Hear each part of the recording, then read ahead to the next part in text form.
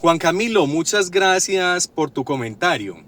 Me gusta mucho porque me das la oportunidad de aclarar varios temas que me quedaron pendientes. Además pones esa risa sarcástica que utilizan ustedes para resaltar su superioridad intelectual, por lo cual te voy a dejar planteadas algunas preguntas. Para contextualizar, ayer me preguntaron que cómo mejoraría yo la educación y mi respuesta fue privatizándola.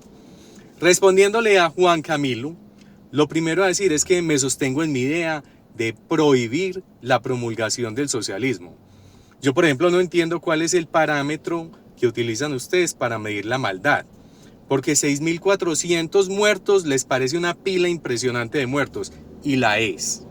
Pero 150 millones de muertos, de un momento a otro no pasa nada, no existen, se les hacen invisibles, ya no cuentan.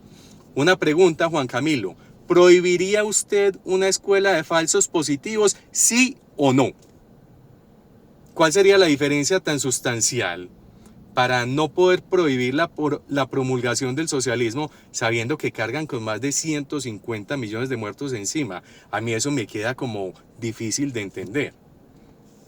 Porque habiendo una diferencia de cientos de millones, repito, cientos de millones, y se les hace absurdo prohibir el socialismo, pero si estamos hablando de falsos positivos, ahí sí es grave, y las dos son graves. Muchos me han dicho, pero es que en la libertad de pensamientos, ¿y cómo va a prohibir eso? Entonces a ellos mismos también les pregunto, ¿permitirían la promulgación de la pedofilia? ¿O de la trata de mujeres?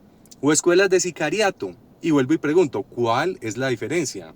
Entonces, ¿por qué me tratan de tonto cuando digo que se debe prohibir la promulgación del socialismo? Ahí sí me dicen totalitario, fascista, pero ahí es donde demuestran que tienen una doble moral. Son muy selectivos con los muertos buenos y los muertos malos. No sé realmente cuál es el parámetro para medir la bondad o la maldad de un asesinato. Para mí todos son malos.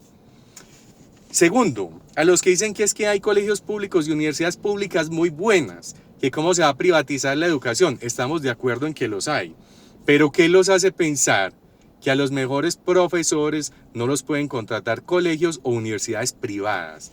Hasta donde yo sé, una buena educación la logran el conjunto de maestros o profesores de calidad, no el lugar geográfico o la infraestructura, a no ser que las paredes y sillas también enseñaran, cosa que lógicamente no sucede. Pero a mí sí me tiene hasta la coronilla ver cómo las universidades públicas viven llenas de encapuchados que además amenazan a quienes no se unan a sus causas y que además desde allí reclutan a jóvenes para grupos al margen de la ley. Me tiene mamado también ver que los laboratorios, dotados con cosas que se pagan con mis impuestos, sean utilizados para realizar artefactos explosivos, y más mamado aún me tiene que unos profesores afiliados a un sindicato sean los que dicen cuándo se dan clases y cuándo no se dan clases, y viven más en paro que dando clases. A mí eso sí me cansa.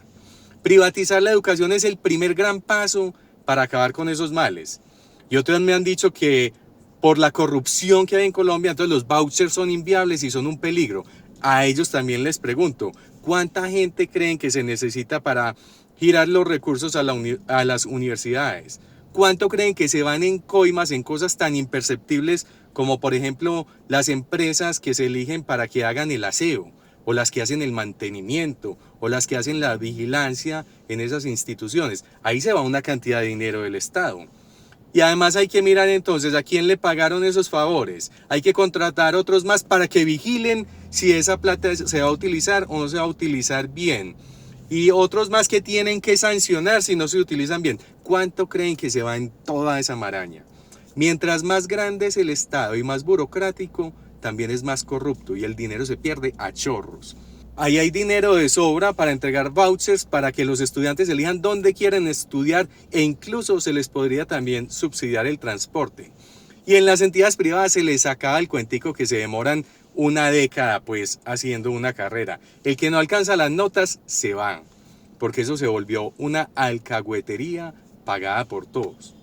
Yo cierro preguntándole de nuevo a Juan Camilo, que dice, debería escoger lo que más le guste pero me tiene que gustar a mí. Vuelvo y le pregunto, ¿permitiría usted la promulgación de los falsos positivos, sí o no? Y ya se puede seguir riendo. Saludos, un abrazo.